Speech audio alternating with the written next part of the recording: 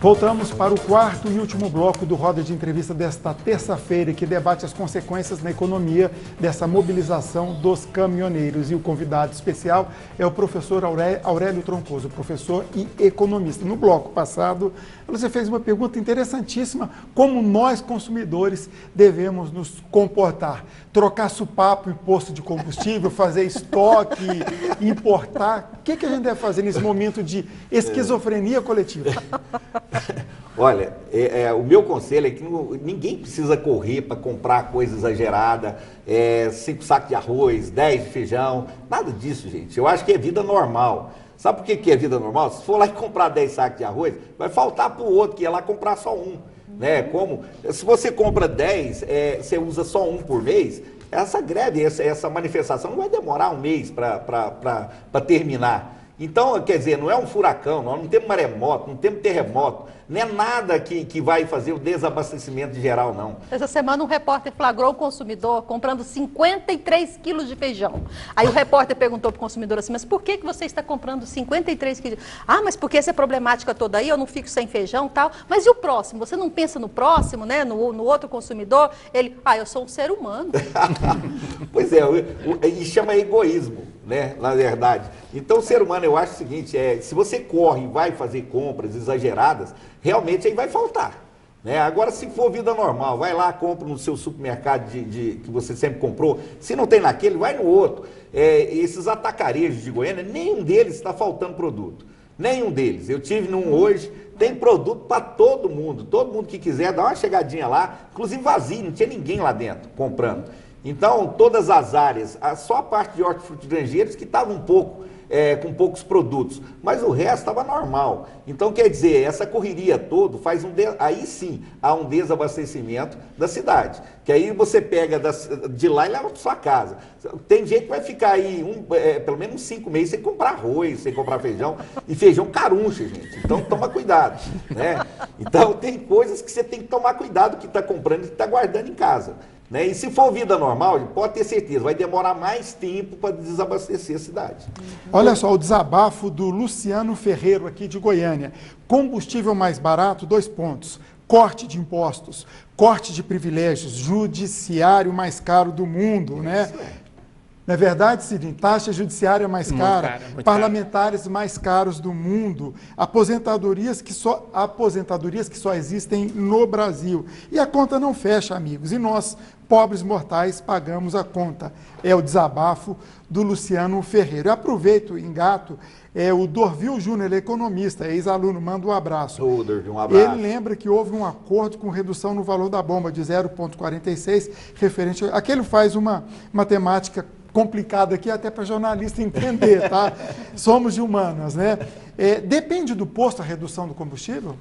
Depende da distribuidora, do posto e da bandeira, né? Então, hoje os postos de gasolina, você vê que tem alguns que não tem bandeira, né? Quase sempre vende um pouquinho mais barato, porque ele compra de todo mundo. Aqueles que têm bandeira, naturalmente, depende da bandeira, para poder abaixar ou não o combustível. A grande virtude, eu já ensinei várias vezes como é que você faz para abaixar o combustível da sua região. Se você tiver um posto de gasolina na sua... Hoje em dia não é assim não, gente, porque onde tiver gasolina está todo mundo abastecendo. Mas nos tempos normais, se você tem uma gasolina que está cara na sua região, tem como você fazer baixar. Se você coloca lá todo mês 300, 400 reais naquele posto, passa a colocar 50. O faturamento dele vai cair. Se todo mundo botar 50, o faturamento dele cai e ele vai querer te fidelizar de novo. Ele baixa o preço do produto.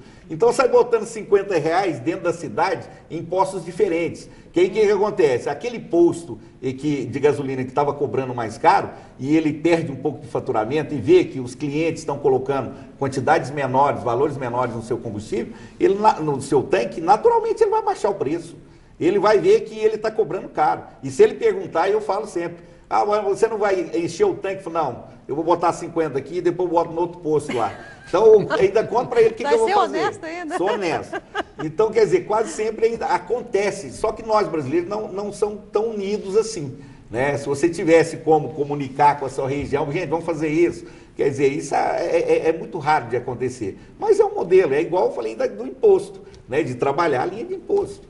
Olha só, uma pergunta aqui do Edilberto, ele é economista do setor oeste, eu até confesso minha ignorância. Ele diz que o lucro dos bancos é distribuído e o governo fica com a maior parte desse lucro. O governo não pode baixar os lucros do banco porque ele é o maior beneficiado. Ele diz que é especialista em distribuição de lucros de bancos. O governo fica com a maior fatia dos bancos? Eu sei que o governo o maior patrocinador do governo são os bancos.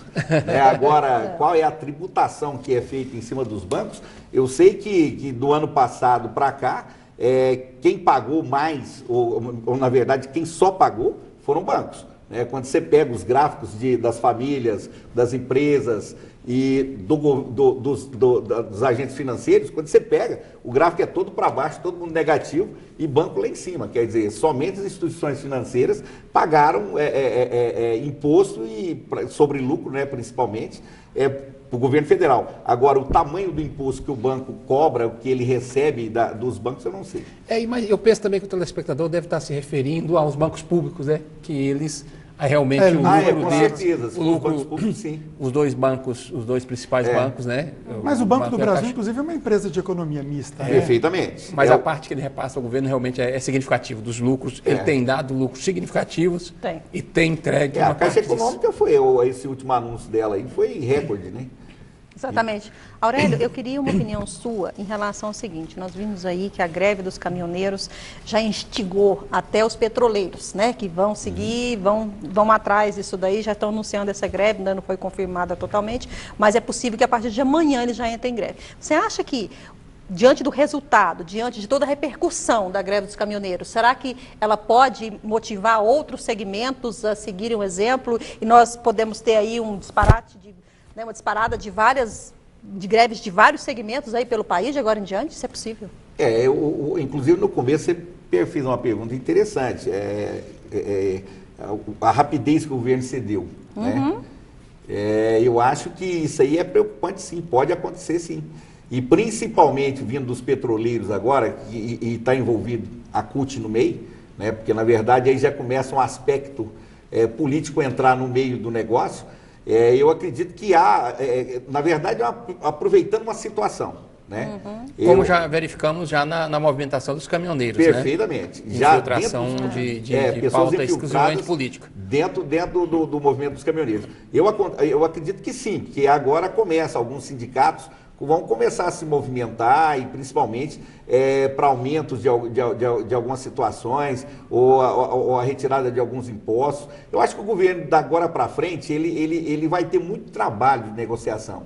Eu acho que os bastidores da política hoje, eles vão ter muito mais trabalho nos bastidores, porque, na verdade, tem representante da CUT dentro do Congresso Nacional, tem representante no Senado, tem representante em todos os lugares, não só da CUT, eu falo de todo segmento, eu até brinco, porque eu falo o seguinte, você chega hoje no Senado, no Congresso Nacional, você vê lá, representante do meio evangélico, representante do meio industrial, aqui dos agrários, aqui dos das corporações e dos segmentos sociais. Aí eu pergunto, cadê o movimento do povo? Cadê as bancadas do povo? Só tem bancada de movimentos, mas cadê a do povo? Foi o povo que colocou esse povo lá também, Colocou os deputados. Não tem a do povo, Aqueles caras que falam, não, isso aqui é bom para o Brasil, é bom para a população. Não, isso é bom para a minha categoria.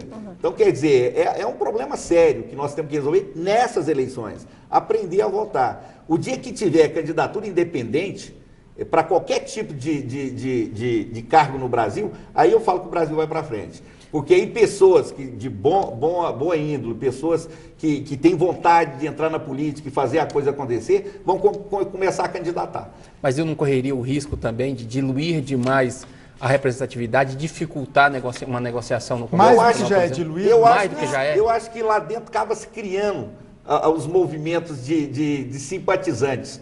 Eu acho que sim. Eu acho que quando entra uma pessoa, quer dizer, eu simpatizo com sua causa, vou te ajudar. Certo? Aí acaba, normalmente eu acredito que acaba a transação de cargos para poder ganhar votos dentro do Congresso e ninguém vai ter maioria. E na hora de votar vai ser uma coisa muito engraçada, que aí cada um vai votar por aquilo que acha que tem convicção. Então isso é interessante. Eu acho que o Brasil tem que começar a caminhar para esse lado. Professor, voltando no tempo, há cerca de 2 anos atrás, o senhor esteve aqui no JBC primeira edição, um pouco antes da queda da presidente Dilma. O senhor estava um pouco otimista, vamos dizer assim, com a possibilidade de o Brasil se recuperar, de haver mais investimentos e, por consequência, gerar mais empregos. Passados esses 2 anos, aquele, digamos, otimismo continua ou vamos ficar na fila mais uma vez? Não, vamos ficar na fila. Na verdade, o otimismo ele vem acabando a partir do momento que você começa a ver que, normalmente, a política econômica brasileira ela não caminhou muito rápido como a gente imaginou que deveria caminhar. A equipe econômica é uma das melhores equipes que já foram montadas até hoje. O Banco Central ele vem fazendo um trabalho relativamente bom. Ele não é, o Ilan Goodfried não está fazendo um trabalho ruim. Mas você vê que demorou muito a mexer em taxa de juros, demorou muito outra coisa, até hoje o Banco Central ele não teve coragem de mexer nos bancos, né? Mexer em juros bancários mesmo, ir lá brigar pelo spread bancário e falar por que está tão alto assim. Você falando do banco, eu vi uma entrevista com o presidente da Ninguém Febraban ainda, ano passado, e ele falou assim com a cara mais cândida, né? Assim, não tem nada contra os bancos, claro, a gente sabe do papel deles como instituição intermediadora do crédito. Perfeito, né? Também não tem nada contra. Exato, mas aí... Ele tem que existir, não tem que existir. Não existir. Gostemos ou não, inclusive. Né? Perfeitamente. Mas o presidente da Febraban falou assim, nossa, mas a nossa margem é de apenas 33%. Aí eu pergunto qual que é o segmento da economia que consegue 1/3 disso. Perfeitamente. Uma movimentação tão grande como a que os Olha bancos só, a fazem. pergunta do 33% Wagner em cima disso. Euflauzino de Paula. Desculpa aí, Wagner. Funcionário da Petrobras. É um pouquinho grande, vou tentar sintetizar. As refinarias foram forçadas politicamente a reduzir sua produção para abrir o mercado. Lamento não estar nessa mesa para discutir. Pergunta por que as empresas públicas de energia, petróleo, eólica ou hidráulica, oriundas dos recursos naturais, têm que ter lucro. Ou seja, vamos repetir aqui.